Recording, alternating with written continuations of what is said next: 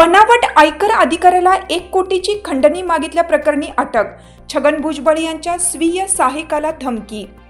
माजी उपमुख्यमंत्री छगन भुजबळ यांच्या निवासस्थानी आयकर विभागाचा छापा टाकण्याची बनावट भीती दाखवत त्यांचे स्वीय सहाय्यक संतोष गायकवाड यांच्याकडे 1 कोटी रुपयांची खंडणी मागणाऱ्या एका व्यक्तीला नाशिक पोलिसांनी अटक केली। गेल्या आठवड्यात गायकवाड यांना एका अनोळखी मोबाईल नंबरवरून फोन आला होता। त्यात भुजबळ यांच्या निवासस्थानी आयकर विभागाचा छापा पडणार असल्याचा इशारा देत तो टाळण्यासाठी 1 कोटी रुपयांची मागणी करण्यात आली होती। या प्रकारानंतर भुजबळ कार्यालयात खळबळ उडाली होती।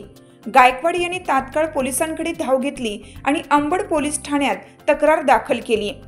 पोलिसांनी तांत्रिक तपास करत फोन नंबर ट्रेस केला। तो नंबर गुजरातमधील धरमपूर येथील असल्याचे निष्पन्न झाले। आरोपी राहुल भुसारे करंजाळी तालुका दिंडोरी येथे खंडणी रक्कम स्वीकारण्यासाठी आला असता पोलिसांनी सापळा रचून त्याला अटक केली।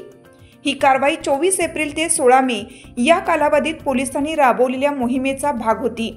पोलीस आयुक्तालयाकडून यासंबंधित अधिकृत माहिती देण्यात आली आहे।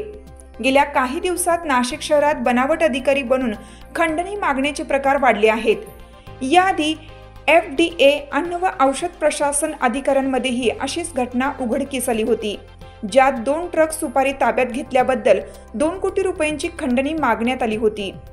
बनावट अधिकाऱ्यांचा सुळसुळाट आणि सर्रास खंडणी मागण्याचे प्रकार हा नाशिकसह राज्यासाठी गंभीर चिंतेचा विषय बनला आहे। लोकमान्य न्यूजसाठी संचालक लक्ष्मीकांत शिंदे, नाशिक।